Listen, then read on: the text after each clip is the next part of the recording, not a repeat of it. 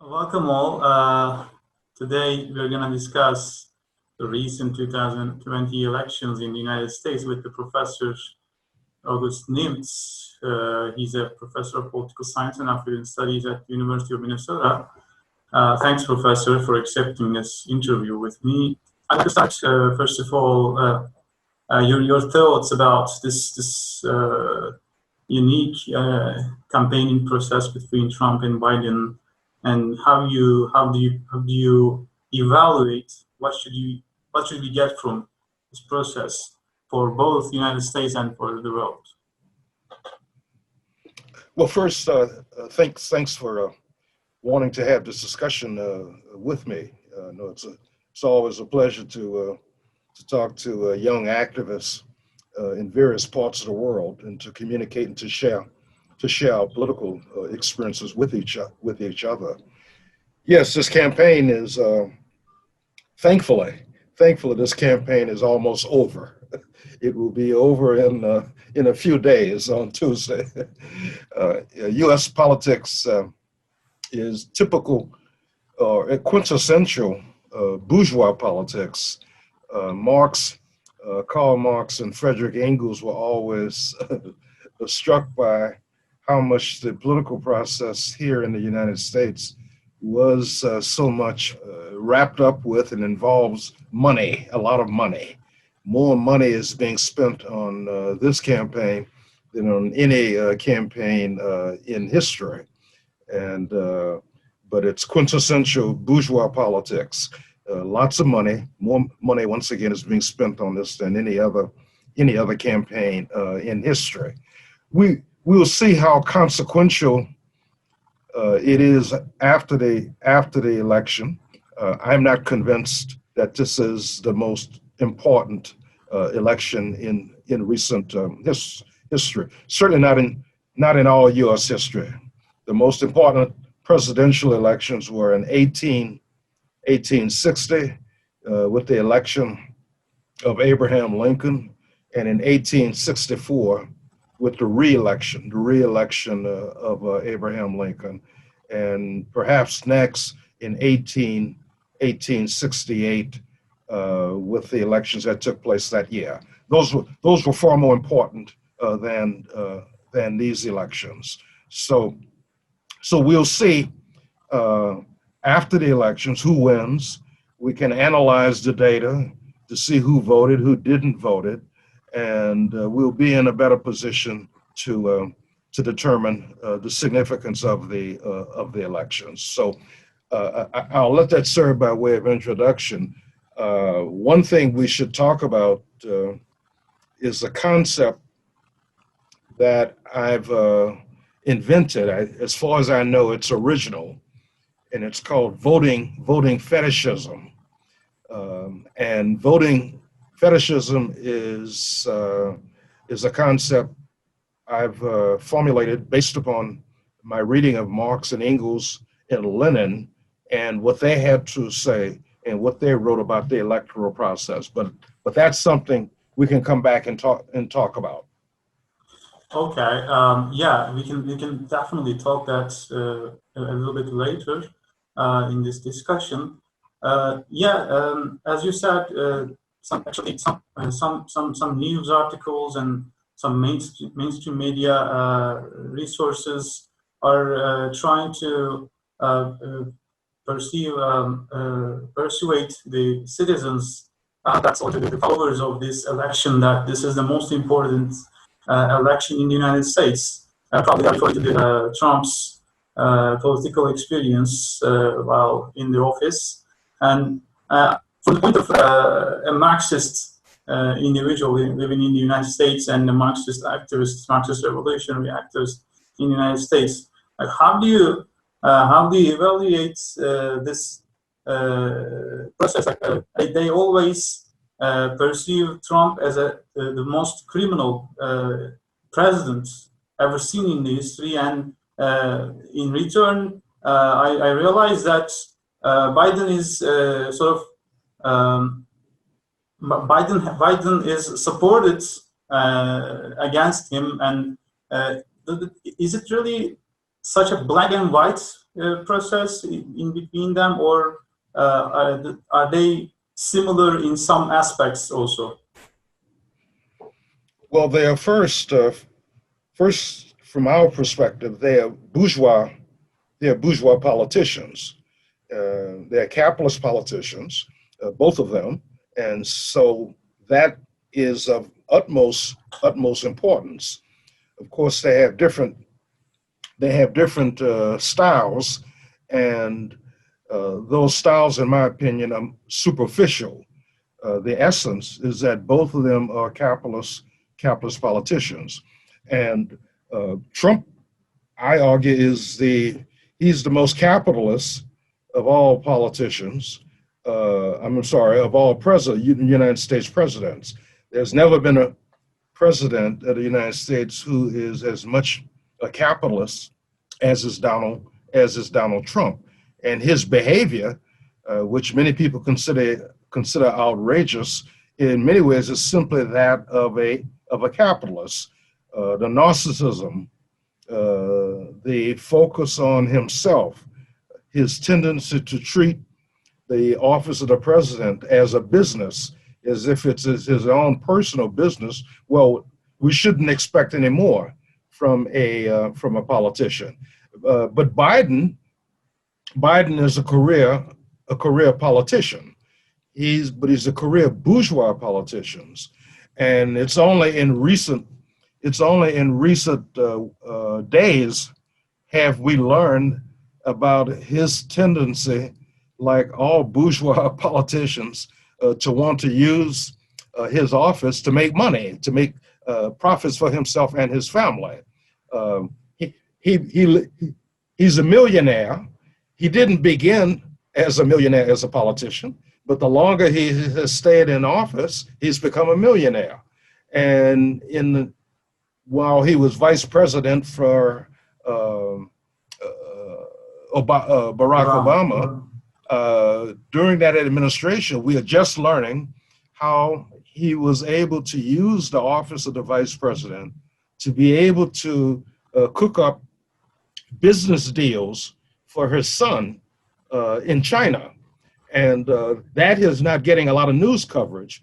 The mainstream media, the liberal media, is not interested at this moment in giving attention to it. But some of the right wing media, such as the Fox cable channel, they've been giving a lot of attention to the story about Biden, his son, and China, in the business dealings that his son had in China. So if you look at Fox, if you look at some of the more conservative media here, that's been getting a lot of attention. Of course, for their own factional reasons, their own partisan reasons. That's the reason why they've been focusing on it. But the liberal media has been ignoring the story.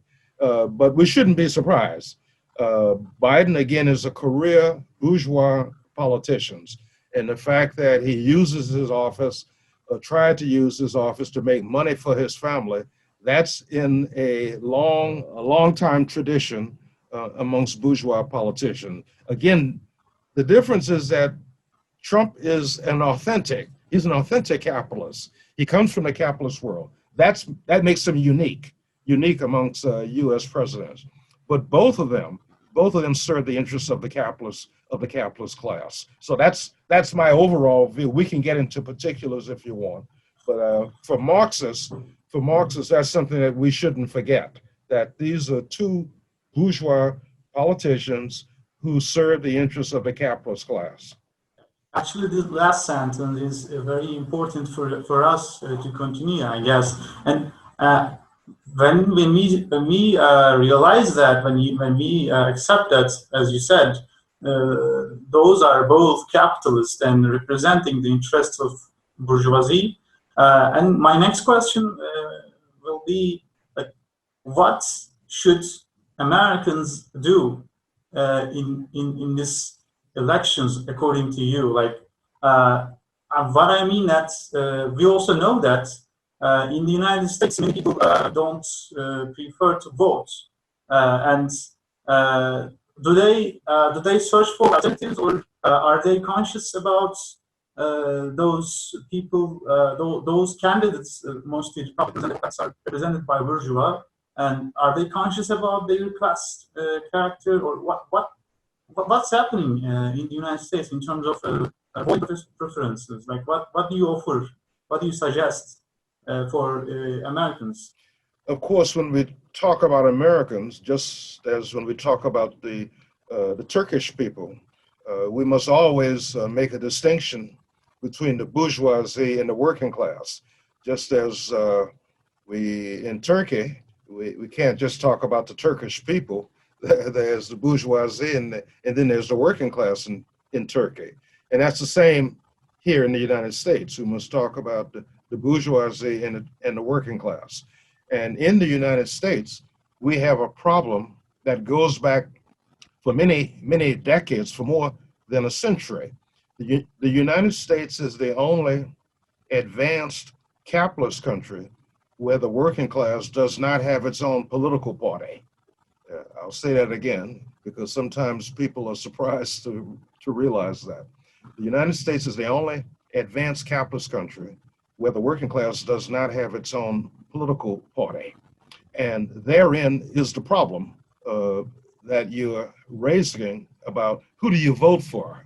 And this is the problem that the working class has faced for more than a century. And it is an interesting history. And remind me, I'll send you an article, something I've written about this problem. So the working people we don't have a choice when it comes to elections. We are forced to vote for the most part for bourgeois politicians. One bourgeois politician versus another bourgeois politician, or we abstain, or we don't vote. And you're right. In the last election, in the 2016 election, 43% of the eligible electorate did not vote. 43% in the last presidential election, did not vote. The big news item, one of the big news items right now, is what will be the number of people who actually vote, and what will be the number of people who actually abstain and who do not vote for one or the other. There's a term we use in English called tweedledee and tweedledum, and signifying basically that there's no difference between the two choices. We really don't have a choice. So that's the dilemma. And the working class doesn't have its own political party. And the left, all of the left, except for one or two parties, all of the left is voting for Biden. This is it's called the lesser evil dilemma that we always face. And so almost all of the left is supporting Biden. Only very small parties, only small propaganda parties, left propaganda parties, most importantly, the Socialist Workers' Party, which is on the ballot in about 7 states in the United States, offers a choice for working people. Luckily, I live in Minnesota, and in Minnesota, the Socialist Workers' Party is on the ballot, and I'll be voting for the Socialist Workers' Party. In fact, I've already sent in my vote for the Socialist Workers' Party. So that I'm lucky. I have a choice, but for the vast majority of working people in the United States, they don't have a choice. So it will be interesting to see how many people don't vote. Again, last time it was 43%. All of the indications are that the number of people who will vote this time will be the highest that it's been in modern history. Some people say you would have to go back to 1908 to find a number of people who plan to vote this time. So in that sense, you could say that this is historic. It's a historic election in terms of the number of people who plan to vote. But it's because it's an almost, on the part of the Democrats, it's a scare campaign. And if you don't vote for Biden, then the sky will fall. It will be apocalyptic if you don't vote for Biden. That's the way it's being presented by liberals in the Democratic Party. So it will be interesting. I suspect I would be surprised if it's more than 70% of the electorate, more than 70%. So in other words, another 30% of the electorate probably will not vote. But I could be wrong. Who knows? We'll see. We'll know next week. Mhm. Is your concept made by you previously, voting fetishism, related to the fact that you just explained about Democratic Party's propaganda regarding voting against Trump, or something else? Yes, that's a part of it. Voting fetishism. And again, let me explain what I mean by voting fetishism. Voting fetishism is the mistaken belief that when you vote, you are exercising political power. Again, it's the mistaken belief that when you vote, you're exercising political power. No, I disagree. When you vote, you are exercising a democratic right to register a preference for either a candidate or a particular policy. That's what you're actually doing. You're exercising a democratic right to register a preference for either a candidate or a particular policy. To exercise power, and this is something we don't do enough in American political science. And just to warn you, if you come to the United States to study political science, political science doesn't talk about power. So it's a problem, and that's a problem within political science. But yes, to exercise political power means to impose one's will, And registering a preference is not imposing one's will. The way we impose our will is when we march in the streets, is when we protest, is when we get on the barricades, is when we get on the battlefield. That's when we're imposing power. And that's not what we're doing when we're voting. Again, when we're voting, we're simply registering a preference for something, either a candidate or a particular policy. And so, yes, both political parties promote the idea that when you vote, you're exercising power. And that's the myth. That's voting fetishism. And the argument I make is that the most important developments in politics is when we take to the streets. It's when we take to the picket lines. It's when we take to the barricades. It's when we're on the battlefield. That's where real politics is decided, not in the polling booth. One thing about voting, think about it. When you vote, it takes about maybe 30 seconds. It takes less than a minute maybe to vote. And you do it by yourself. It's a solitary activity. It's done in secret by yourself. And think about it. In politics, nothing could be more distance from power than something that's done briefly and by oneself. That's not what politics is about. Real politics takes a lot of time. It takes a lot of time, and it involves a lot of people. And that's not what voting is. Okay. From a Marxist-Leninist perspective, I want to also make the case that voting can be very important. Voting can be very important for revolutionary Marxists. And this is something that Marx and Engels taught us, and that Lenin also taught us especially. When we vote for the Revolutionary Party, for a working class party, voting can be very important, firstly, in getting out our ideas, our propaganda, helping the working class to understand what our program is, what it is that we stand for. In other words, political education. One of the most important things that can be done for the working classes to use election campaigns for political education. That's the first important rationale for voting for a revolutionary Marxist. The second aspect about voting that, again, Marx and Engels taught us, and what Lenin also taught us, it allows us to count our forces, to determine how much influence we have, how many people are voting for us. And knowing how many people is voting for the Revolutionary Party, we have an indication. We have an indication of what kind of support we have. And that becomes extremely important when it comes time to imposing our will. That is, especially for armed struggle, for taking power, to know what our support is, what our forces are, how many people support us. That's extremely important. And Engels said that voting is an effective tool. It's a tool, it's an instrument. It's not an end in itself, but it's an instrument. It's a means to an end.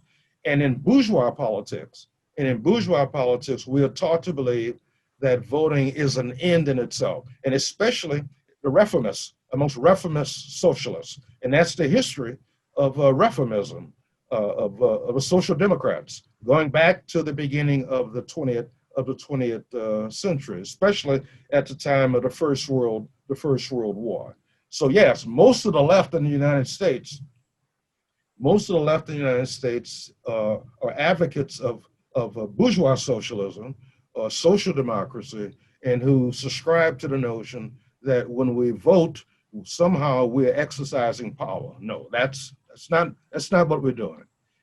So again, I don't want to say that voting is unimportant, but only if we understand the limits and the advantage of what it means to actually vote. I don't know if that helps to clarify what I'm saying. Yeah. In short, I can just wrap up your explanation as such. So like that, everything can be utilized, or everything can be shaped by class politics. I think that is what we try to say. Like voting as an instrument, political instrument, can be utilized by bourgeois politicians in different way, and for Marxists, for revolutionaries, voting just has other purposes to see. That's what I understood from your speech.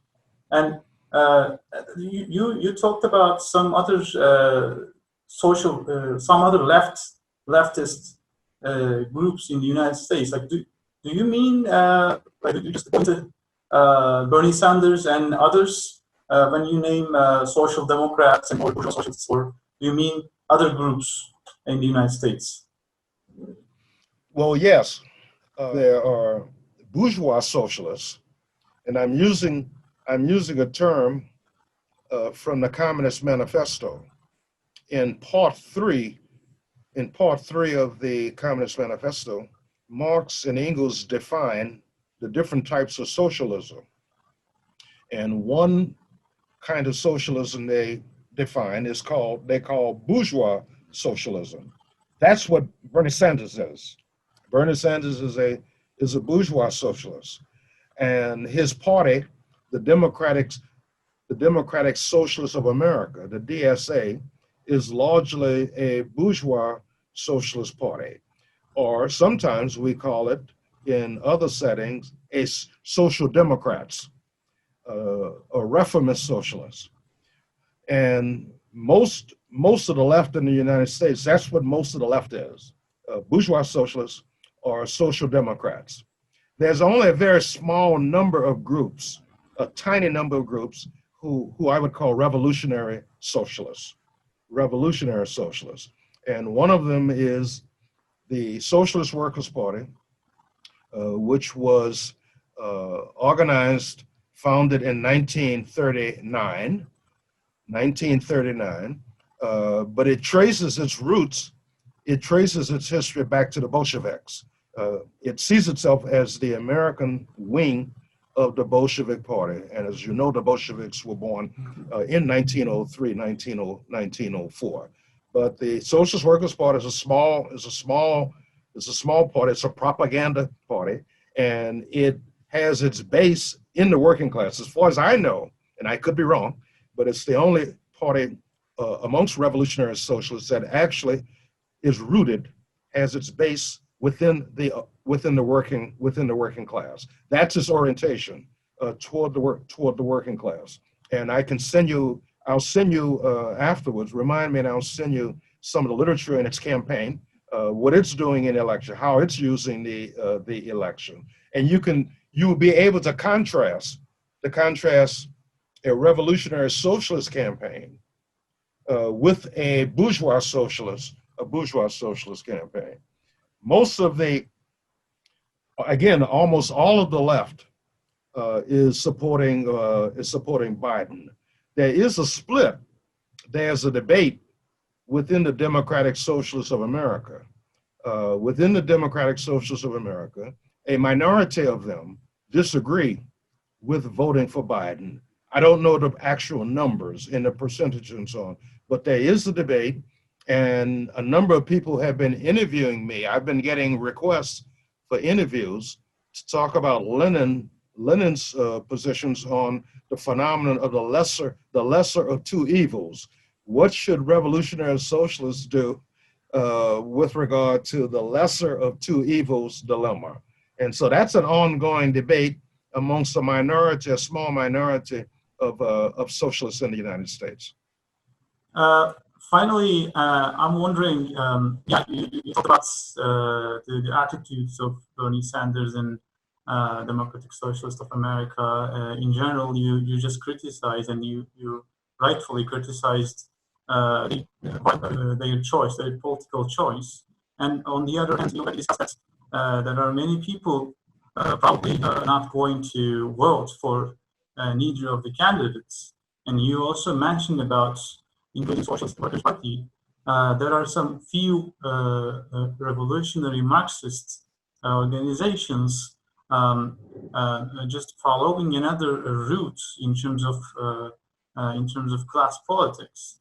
And how do you evaluate and what would you like to say about the future of the United States in terms of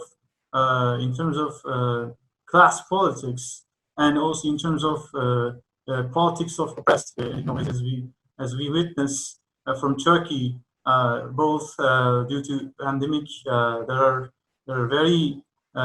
rising conditions, working conditions, and working losses in terms of from the point of employees, and we also witness BLM movement over there.